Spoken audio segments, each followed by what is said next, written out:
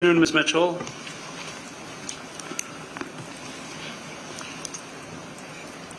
Save your own skin. That's what you testified to?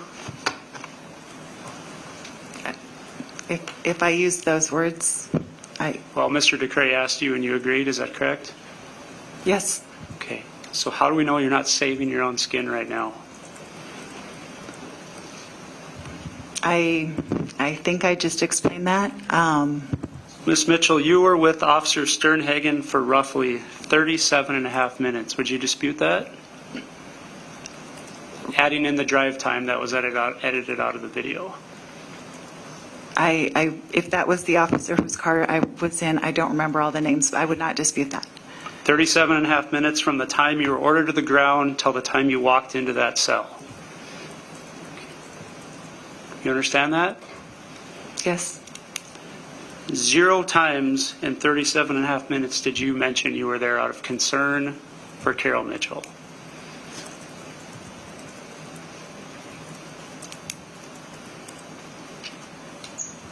Zero times. Do you agree with that? I would disagree. It's a yes or no question. No, You don't agree with that? I do not. Okay. 0 times you mentioned anything about medical information, finding out medical information. I agree with that. Okay. Let's back up a little bit. So, Ms. Mitchell, you agree here that you did not have consent to enter Carol Mitchell's house that morning. I absolutely agree. And that morning, I mean April 22nd, 2024. I agree. And here in Becker County, 709 Granger Road. I agree. And you agree that Carol Mitchell was indeed inside the residence when you broke in, I agree. that she was present. I agree. I'm going to bounce around a little bit here. So you did not object or contest the estate, correct? I did not. Your father's estate? I did not. And the entire estate was awarded to Carol Mitchell. It was.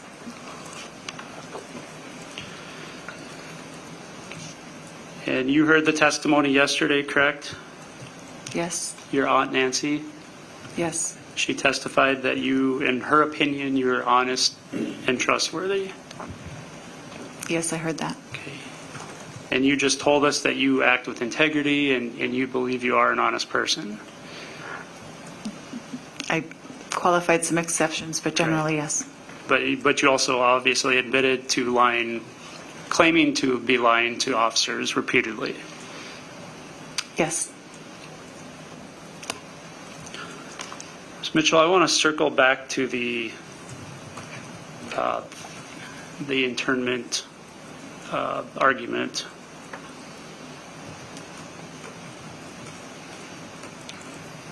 Or could I publish defense exhibit? I don't remember the number. 243 and 248, I believe, Brian. 243 and 248?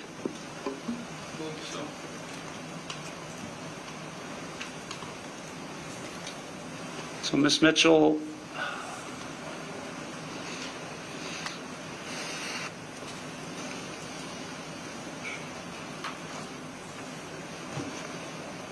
sorry, I just lost the exhibit.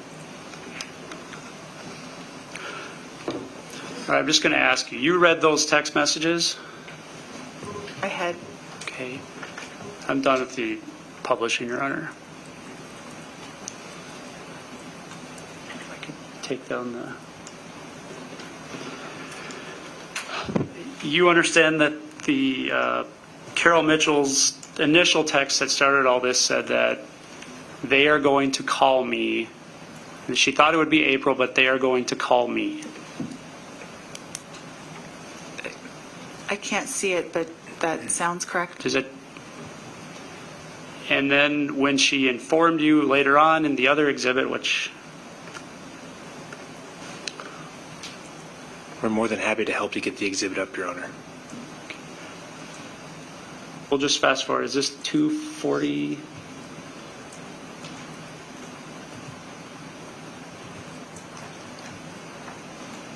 Well, We're looking through the electronic system right now.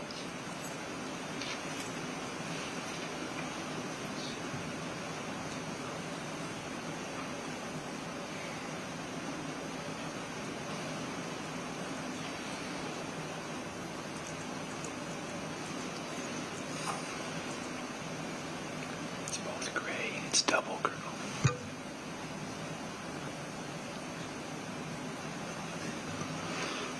They're little small windows, Your Honor. They're hard to see. 1 second, please. 253. 253 of publishing, Ms. Mitchell. Clerk catch up here.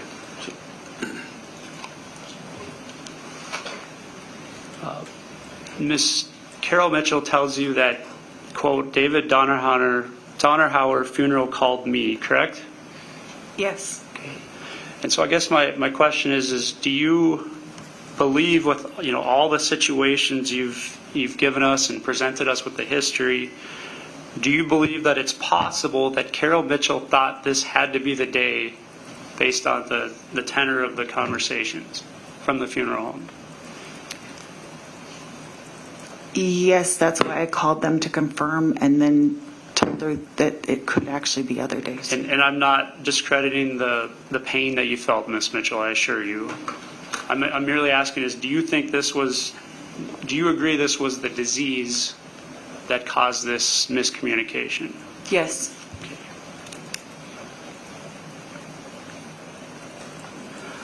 So, Ms. Mitchell, you walked us through somewhere around the nature of 4 years of history and examples and progression of Carol Mitchell's Alzheimer's. Would you agree with that?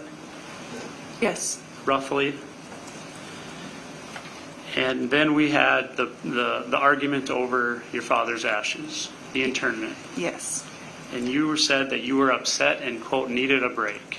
Yes. Okay. And you agree you did not call, see, or text Carol Mitchell until you were in her house on April 22nd. Yes.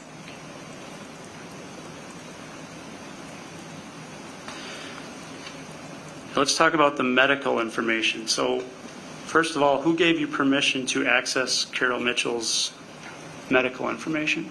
I did not have permission.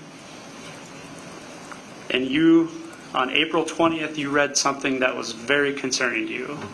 I did. And it was so concerning that you didn't tell your aunts? Yes or no? I did not. Okay. You didn't tell Jonathan Kuhl? No.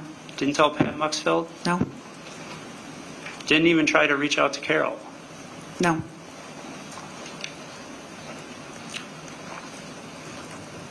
And so you specifically arranged for your stepfather to watch your children?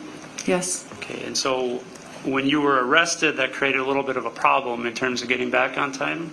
Yes.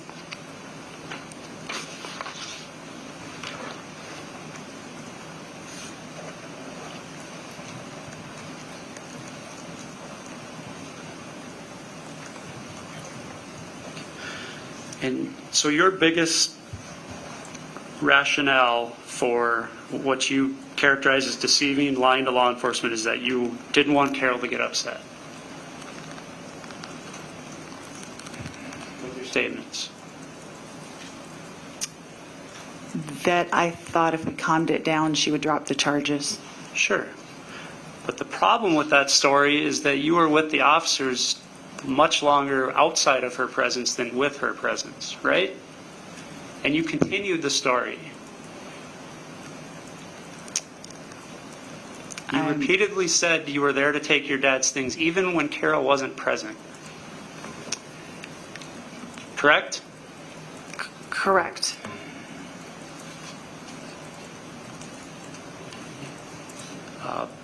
So when you said, I have never done anything like this, was that fact or fiction to the officer? Fact. Okay.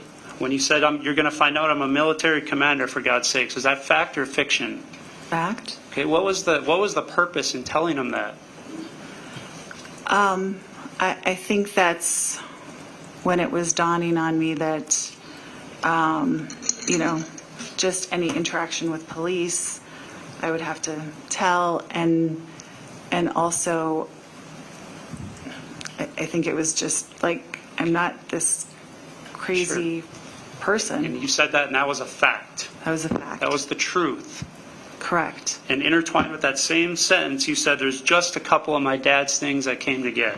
So you were able to, on the spot, think to craft a lie mixed in with something truthful. Correct? Well, you're an honest person, correct? Typically. When you said, I'm hoping this mistake won't completely fuck up my life, were you being truthful or deceitful? Truthful. How about when you said, I know I did something bad? Truthful. Truthful? Brutally honest?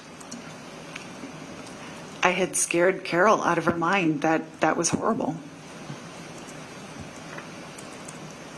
So checking on a loved one is something bad? The part that was bad was the fact that I was doing everything in my power to not upset her and escalate it, and I ended up doing the exact opposite. And I just wanted to get a couple of my dad's mementos, and that's all, in the back of the squad. And that was a lie. That's what you're telling us here today. Yes.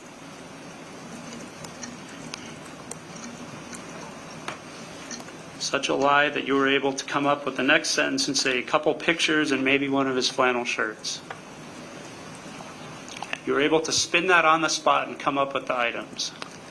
Those were actual items I had wanted. You did want them. They were items I had wanted at points because I also said the ashes. And I believe I had taken that particular question as what things had you wanted, because I included the things I'd asked for to include some things that didn't exist anymore.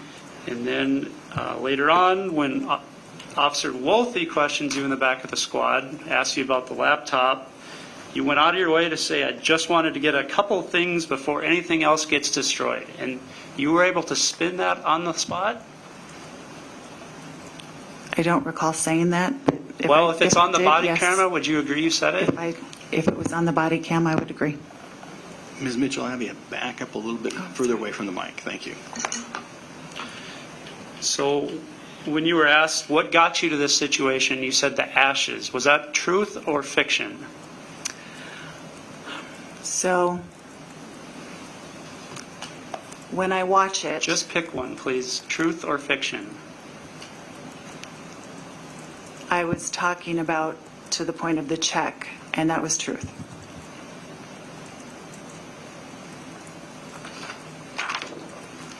Okay.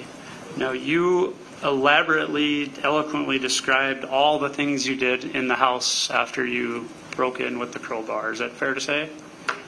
Correct? Okay. Yet, when you were questioned in the back of the squad, you said, I had literally just gotten into the house, hadn't had time to do anything. Clearly, I'm not good at this. You recall that? I do recall that. Okay. So, again, just a brilliant lie you were able to craft under the pressure of being arrested? The other officer had just, I believe, asked me, I had to kind of watch the body cams to figure out why I might have said that, had just asked me, did you drive down? Did you stay at a hotel? And I was very confused. And then the other officer, I believe, then asked something about the timing, and I believed he was still kind of asking, like, if I'd driven or stayed in town, and so I was kind of conflating those two questions. But I had literally just gotten into the house. There's not much room for interpretation there, wouldn't you agree? Yes. And then finally, before you're put in the holding cell, Officer Sternhagen asks you if there's anything else you want to add. And then he says, what made you so you got to do this or whatever. He said, something that's weighed on me, especially this past month, a lot of sleepless nights, couldn't sleep, and thought about it. Truth? True.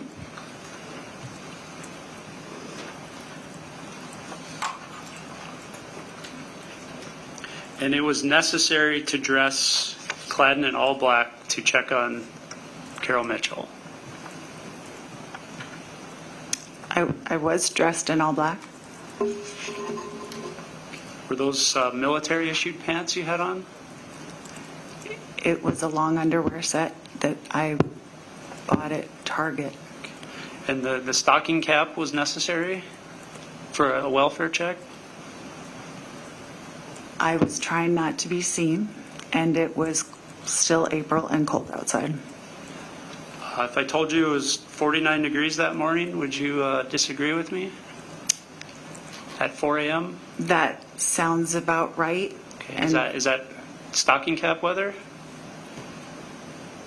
For an extended period of time, and I had driven down there, probably keeping the window open to stay awake a little bit, yes.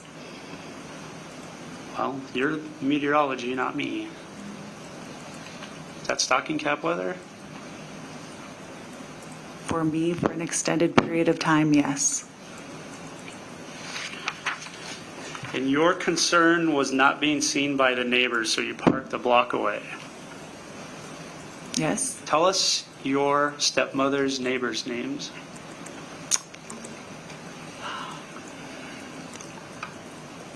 I can remember a little bit about them, but not the names. Okay.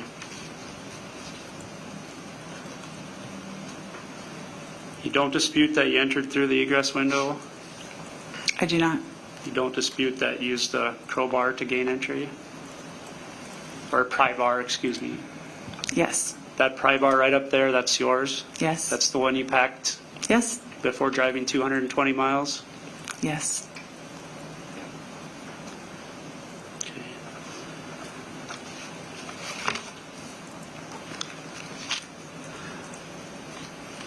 I want to circle back. So you're very close to your aunts, Cindy and Nancy, is that correct? Yes. You trust their judgment? Typically, yes. Okay. And obviously all this has been done out of concern for Carol Mitchell. Yes. Okay. And yet yesterday, your aunt Nancy told us, admitted on cross-examination, that your relationship with Carol was not stellar. Carol Mitchell. You understand that? I hadn't heard a question.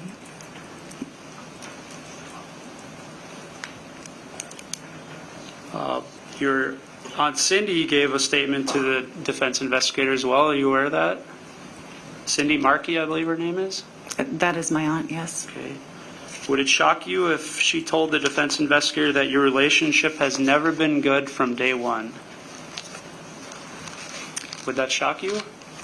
I met her when I was 4. I'm not sure how that would be entirely accurate, but yes, we have had rocky times.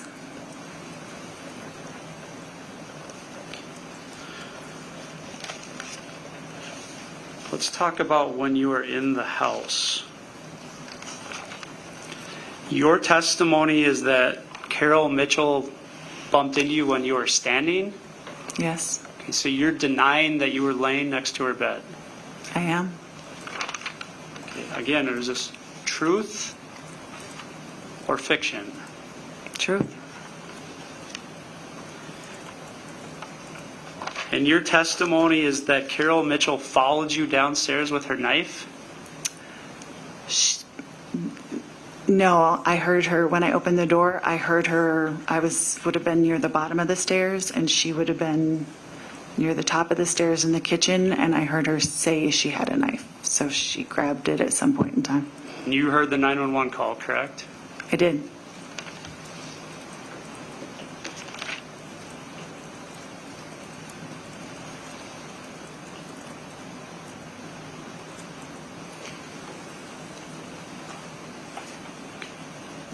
And so your characterization is that you gave yourself up as soon as the officers were there? I do not believe I said that. Well, tell us in your mind what happened when the officers arrived. I heard them at some point. Again, I didn't understand that she didn't understand it was me, or so I was shocked when I heard the yelling and the screaming, and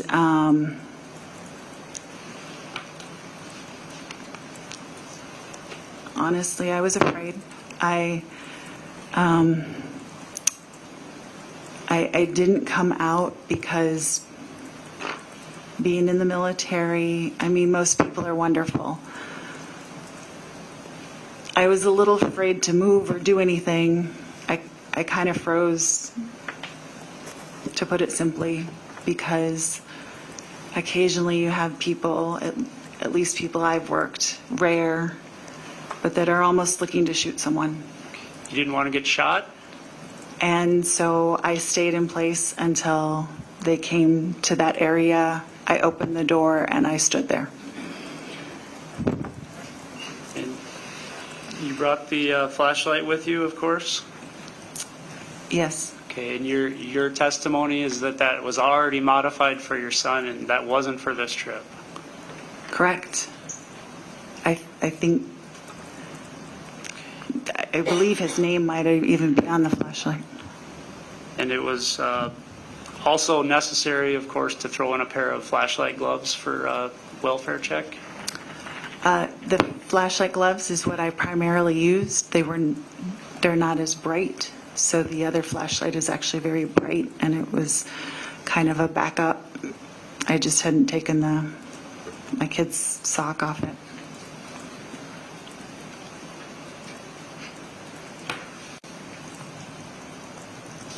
And in your testimony, it was necessary to remove your shoes to check on Carol, to check on the residents? They'd gotten dirty in the well, and we always take our shoes off. I didn't want to track anything through the house. Now, you testified on direct that you did not have anything in your possession, correct? Any of Carol or your father's? Nothing that was not mine. Okay, and isn't that true because you were caught right away?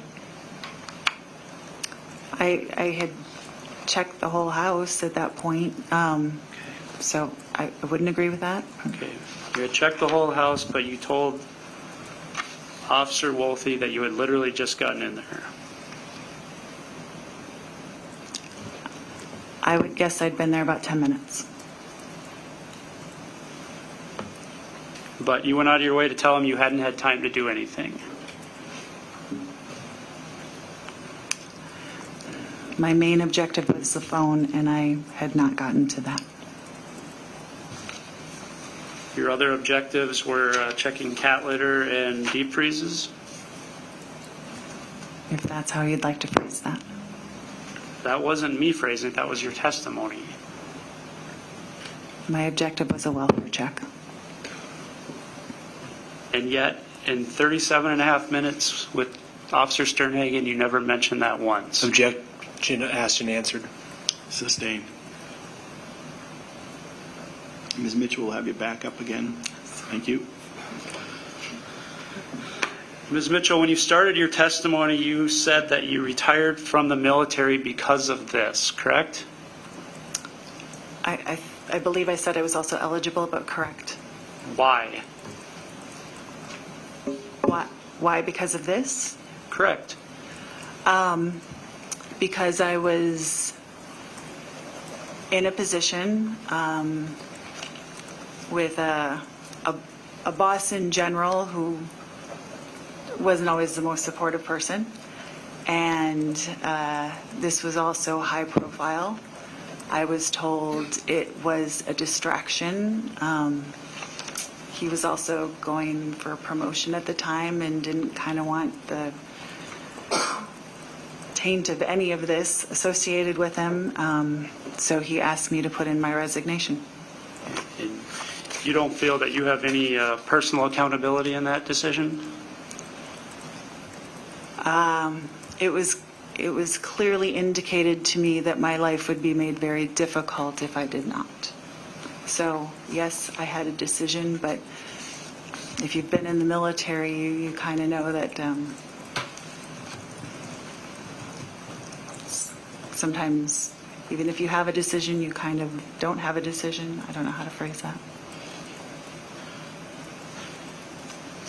Now, you were charged on April 23rd, 2024? To my knowledge, yes. Okay, and released from custody before noon that day?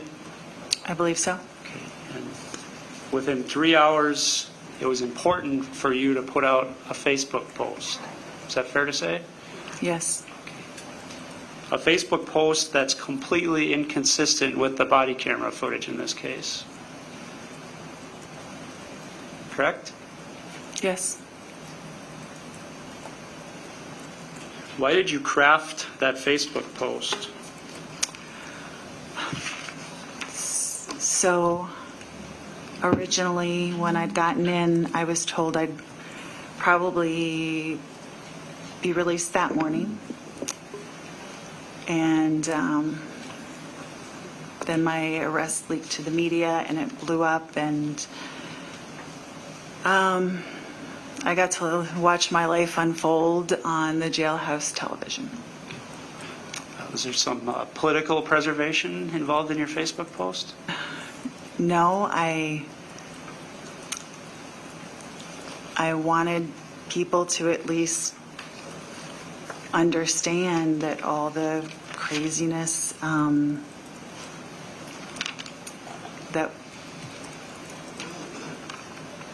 that there was more to the story. I also wanted to de-escalate it because I could see from what I watched that the press was starting to hound Carol, which really concerned me. She really values her privacy. I genuinely did believe it was a family matter, and I was hoping, especially for her sake, that we wouldn't go through all this. She values her privacy? Is that what you just said? She doesn't like having her picture taken. Ms. Mitchell, I'm things asking like you, that. did you just testify that Carol Mitchell values her privacy? Yes, Okay, and yet you broke into her home at 4:45 in the morning. correct.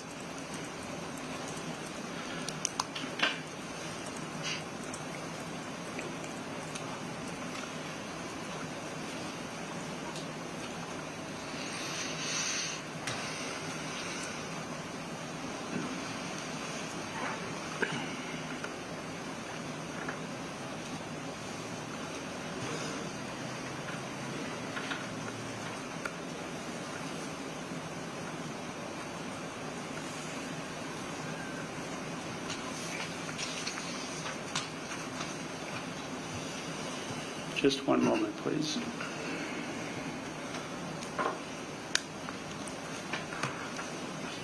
Your Honor, I'd ask to republish Exhibit 21 at approximately 14:33.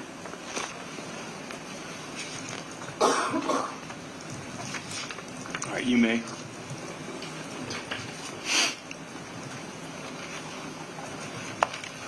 Ms. Mitchell, this is the list you testified about? Is that correct? Correct.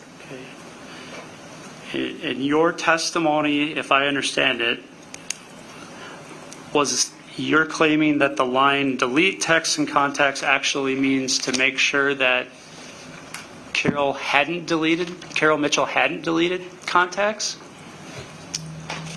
Or please explain it to me.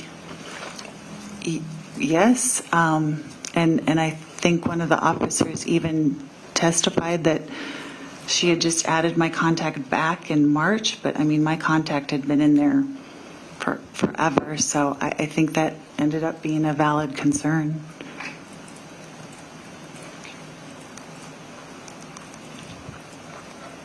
In your testimony, explain to me again what the ad tracking means with your direct testimony. Yes. As I said, sometimes she would turn off things on her phone that the phone really actually needed for functionality. I'd helped her with her phone a couple times when she'd had problems with it, and I had a concern, especially with her getting, lost even with mapping programs, that she had maybe turned off the more specific location devices that were needed for her mapping to function. And it would also be what police would use if she actually got lost. Ms. Mitchell, was this a way for you to further control and track Carol Mitchell? There would have been no way for me to do that. Well, you were bringing a computer back to her, weren't you? Yes?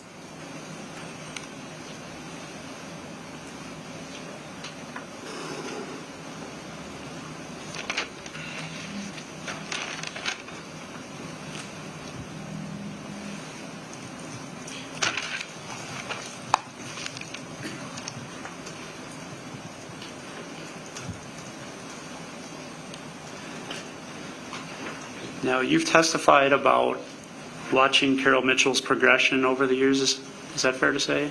Yes? You've also testified about the loved ones that you've had that you've watched suffer from either Alzheimer's or dementia. Yes? Okay. And you've talked about paranoia and triggers and things of those natures. Would you agree with that? Yes.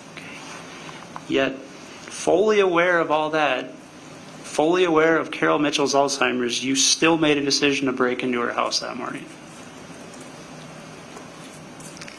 Yes. Okay. That was, in your mind, that was the best course of action. Not telling anybody else, driving 220 miles and breaking into her house. Objection asked and answered. Sustained. Ms. Mitchell, how many years was your father married to Carol Mitchell?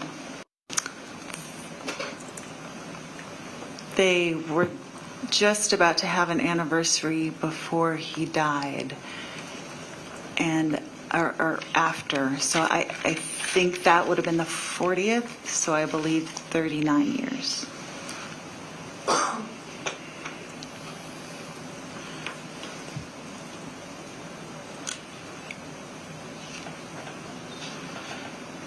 And your father is no doubt proud of your accomplishments, correct? I believe he was. How do you think he would feel about you breaking into his own home?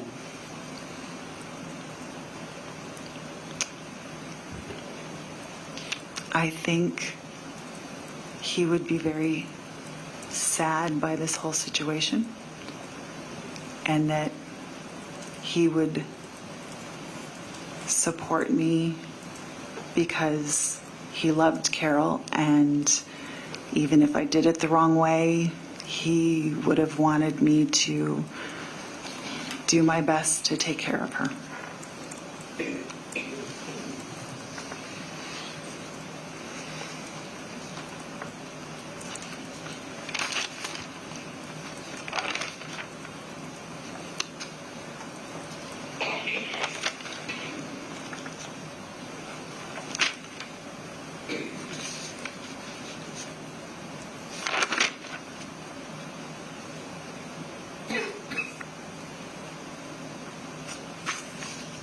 I don't have any further questions, Your Honor.